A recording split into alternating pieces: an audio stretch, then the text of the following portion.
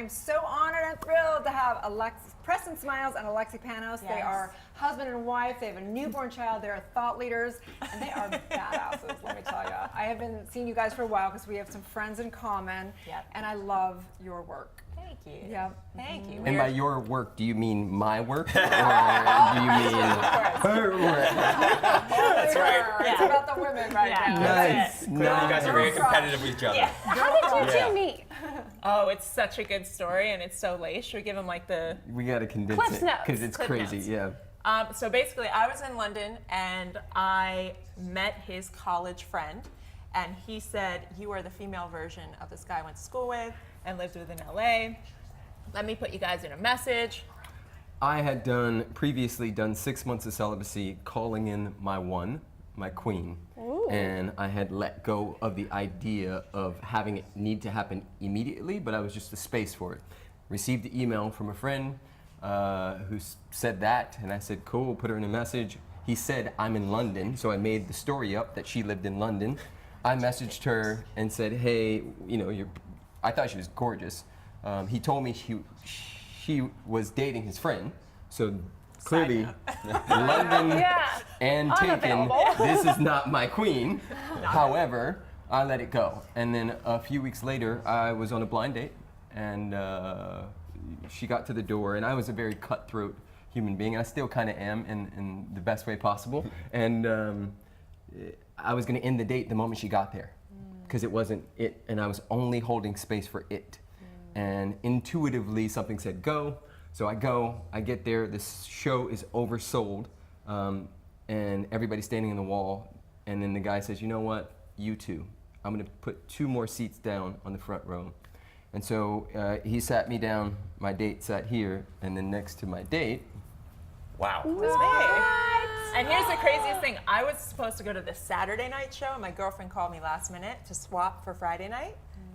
And here I am. Oh my God, that gives me so much hope. That's a beautiful story. So what you're saying is this whole manifesting thing works. Is that what you're saying? 100%. It really does. Always. It never turns off. That's right. Yeah, even if you're not consciously manifesting, you're always exactly where you have to be. And sometimes we're in such resistance to where we are because it doesn't look like what we expect. But if we're just open and available for what's there, we can really see the gift that the present moment is. Right. It's so powerful. One of my favorite expressions is infinite patience produces immediate results. Ooh, I love that. Yeah, that was a perfect, like you guys Yes. epitomized that. How does a person get there when they're feeling so rushed and stressed to make it happen right away? Well, I would say one of the first places to start, using the metaphor of starving in the desert, right? You're in the desert, there's nothing around. You know, you're in this space where it feels like, I'll never meet my one, I'll never manifest this thing. And then you see a tree. And the tree, you get to this tree and you're like, wow, there's a tree. And at the bottom of the tree is all the low-hanging fruit. But at the top, you see all this juiciness. You see #relationship goals. You see everything at the top of this tree. Well, our teachings are you reach for the low-hanging fruit. You reach for the stuff that fills your cup. You reach for the stuff that makes your heart smile. And what happens is as we, fill our cup, we can give from the overflow. Yeah. And success is attractive. When somebody is loving themselves and feeling themselves and deeply in love with themselves, we want to be a part of that. It's like why you guys are so attracted to me. I am amazing. No doubt. Speaking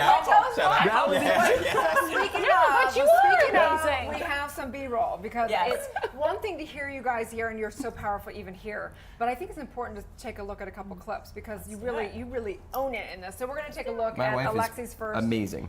We have 2 clips, so we're going to watch hers first because it's all about women now. Get it.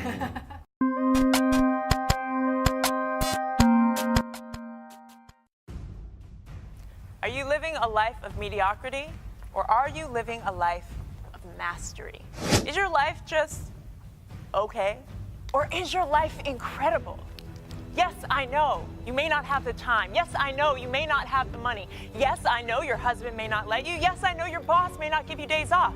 You may be stressed. You may be under the weather. You might not feel like it. I get it. Reasons. You see, reasons will always be there, but we get to decide what we give power to. You see, we could all use a million different reasons for why our life doesn't look the way we want it to look. But that's not mastery. Mastery is getting unreasonable. See, you could sit there and wait and wonder, when is this amazing life going to happen to me? Oh my God, I wonder how it's going to happen. Or you can get unreasonable and ask, who do I need to become to make it happen? You see, people are so anxious to improve their circumstances, but they're so reluctant to improve themselves. They want the incredible life, but they don't want to do the work. And that's what a life of mediocrity looks like. It looks like talking about it, but not being about it. It looks like dreaming about it, but never doing anything about it. Mastery looks completely different. Mastery looks like becoming bigger than your circumstances. Mastery looks like becoming so completely unreasonable that the universe carves the path because you give it no other option. You want mastery? Get unreasonable. You want a life worth living? Get to work. Stop dreaming about the person you know you can become and start being it. This is your life and nobody is going to come to your rescue but you. But the beauty is, you get to choose. As always, I love you. I'm Lexi Panos, coming to you from California. Guys, if you like this message, share it, subscribe, and of course, leave me a comment. And of course, if you want to get unreasonable and take your life to the next level, thebridgemethod.org is where it's at. I'll see you soon. Why are so few of us happy with who we are and what we have? Serious bridge emojis right now. I love that, and you are so on fire, but I think it's really important to mention that you can't flip a switch to mastery. That's it. And you mentioned the work. Yes. And the work doesn't happen overnight. And Yes. sometimes the work is 2 weeks, and sometimes the work is 2 months, and sometimes it's 2 years. Yeah, see, I believe it's a lifetime. So what is the work? Yes. So the work is being in the game of mastery. And a lot of people think mastery is a destination. They think it's like, oh, well, once I get the job, I'm a master. Once I've got the title, I'm a master. And our work really likes to focus on people getting that mastery is a day-to-day process of stepping above your BS, stepping above the human part of you that wants the cookie, wants the easy way out, wants to fight, wants to be right, all the things the ego wants to do because we're human. The BS, the belief systems? Yeah, exactly. And mastery is just saying, okay, I can see myself and what I'm doing right now, and what do I choose? How do I choose to be different in the moment? So the work is a continuous process. Maybe that's why they call it a daily spiritual practice. Yes. Yeah. Not a destination, but a journey. That's so good. Where does somebody start? Because it's such a powerful and profound point that you're making, and I just love it. Obviously, I think life is just, it's an always evolving journey, and but I wonder, where do people start? Yeah. I mean, it's different for everyone. I think people really have to take a moment and see what they resonate with, right? I think there's not one path for everyone, and I really want to preface that. Some people, it's going to be a book that's going to light them up and wake them up, right? For some people, it's a meditation class or a yoga teacher. For some people, it's coming to a workshop. For some people, it's like deep diving into a particular topic. For some people, it's a talk show where I get to meet people like you. For some people, it can literally be a conversation. Right. So if you're interested in really taking the work on, the one thing I'll say is be open. Because for a long time in my own personal journey, I knew a lot because I had studied from a young age. And from 16, I was at my first Tony Robbins event. 18, did the whole Landmark curriculum. So as a young kid, I'm like, I know it all. I've done it all. And when your cup is full, there's no room to actually fill it with anything. Sure. So speaking of, let's find out a little bit more. Preston, we've got a video clip from you as well. You guys are two gold mines of wealth and wisdom. Stay tuned. Let's watch a little clip right now. Yes.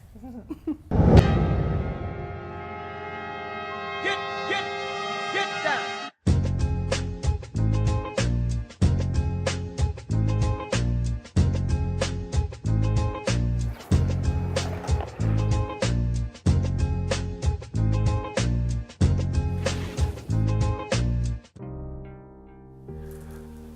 So when someone asks me, what do I do? My answer is always whatever it takes. Whatever it takes to be a reminder of who and what we are. Whatever it takes to be another option for these kids and these people out there watching empty rappers and these Kardashians and these celebrities that have us cleverly misdirected from who and what we are. You see, I understand that success, A, is whatever we call it. And that success is not owned, it's rented. And the rent is due every day. Every day I do whatever it takes. Every day I am consistently giving my gift because I understand the law of circulation. That is that nothing on the planet is still. It's all transitory. Everything is always moving, always circulating.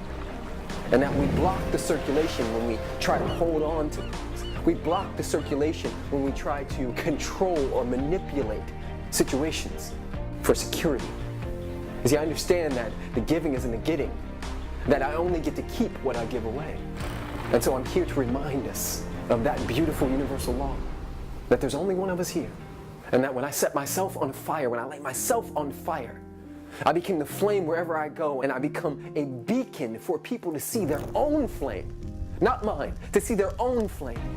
And from there, we turn our kitchen fire into a forest fire, burning down all misperceptions. We're burning down all the lies and the beliefs that we're not good enough. How dare us? You see, for me, I believe that it is a crime against humanity for me to play small, for you to play small.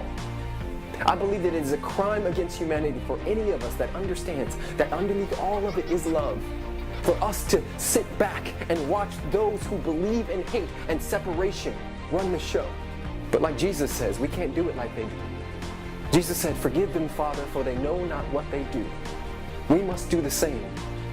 No, we don't turn a blind eye, but we send love and compassion to those who believe that we need to be separate.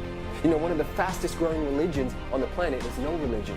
And I think that that is a sign that our generation, and when I say generation, I mean the one living generation, is waking up. We are coming into an awareness that all the doctrine and the dogma that we've been taught in Sunday school and in these books, while it's beautiful, I will be one of the first people to quote some of the Bible, you know, because I think it's an amazing book, but it is not law for me. The Quran is not law for me. The Dhammapada is not law for me. What's law for me is what's happening here. God has not stopped speaking in a book. God is here now. And it is speaking in all ways. Back to it. Receptivity. Can I remove all of the blocks and all of the stories that are keeping me from my understanding of who and what I am? Yes. So it is. Dropping that Preach.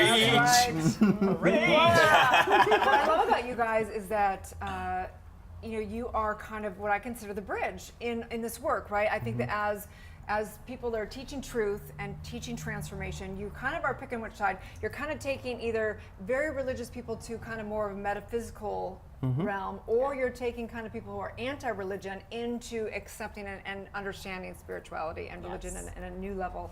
And I love that about you guys. I vibe with these guys so much. Yeah, so good. And you know, there was one message I was getting so clear from that video, Preston, and it was fear. Overcoming the fear that holds us back from embracing that life and that truth that you were preaching so profoundly about. How do we do that? How do we release that fear? Well, one of the things, and I'll speak about what has worked for me and worked for some of the clients that I've worked with and Lexi has worked with, and that is really disassociating from it, right? When the fear comes up, right? So there's a story that has come up for me a lot around being a young black businessman, right? Like last year, we became millionaires, and Woo, congratulations! It's a huge thing, Yeah. right? Huge. But I saw that when we would speak on stages with Jack Canfield and Ty Lopez and all these other people who are big, I would shrink. So the story was nobody wants to hear you. You're just another black kid, right? And all of that is attached to a fear of not being good enough. And so what do? What did I do? I asked myself powerful questions. P, what are you here for? Service. Who are you? Love. I beat my chest, game time, and I step in. But I'm disassociating from this idea that that is me. No, that is a story that I have attached to that is based on a trauma. And you know, I think a lot of us in personal development we do the work so that we can finally be fixed and good enough, and it never shows up anymore. And as somebody who's been in this work for, 12, 13 years, that's BS. Like the truth of the matter is, I don't know a single person in this business, in this industry, that doesn't still have issues. We all still face off with our stuff. It's just our relationship with it. And so when fear comes up for me, I laugh at it and disassociate it and step in. I literally change my physiology, I change my breathing, and I get upset with it while simultaneously having compassion for it, and then I curse at it. I can't curse here on this show, but imagine it. I really truly appreciate your authenticity and being so genuine about that, because for me it seems like I was thinking if I did all this work, I wouldn't face those thoughts anymore.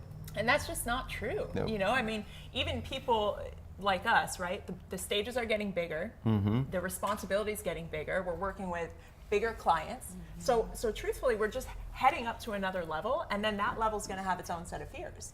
So we've just got to have the tools to be able to be with it powerfully. Fear is so beautiful too. Fear is what has kept our species alive for, thousands of years. Like, we use the fear. Right? Instead of the fear using us. I love that fear because it's always pointing to my personal freedom. The moment it pops up, I go, bingo, that's where I'm still hiding, and I go and clean and scrub that part of my consciousness.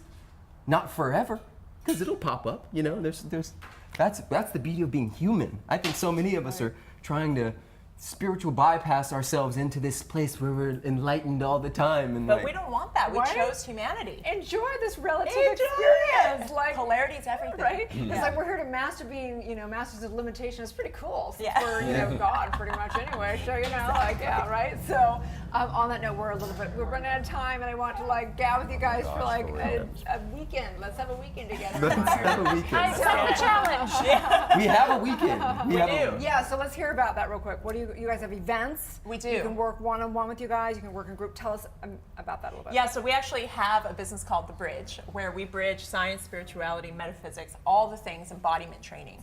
And we actually have one coming up in LA the first week of June and the second week of June, called the Bridge Experience. So bridgeexperience.com. The irony.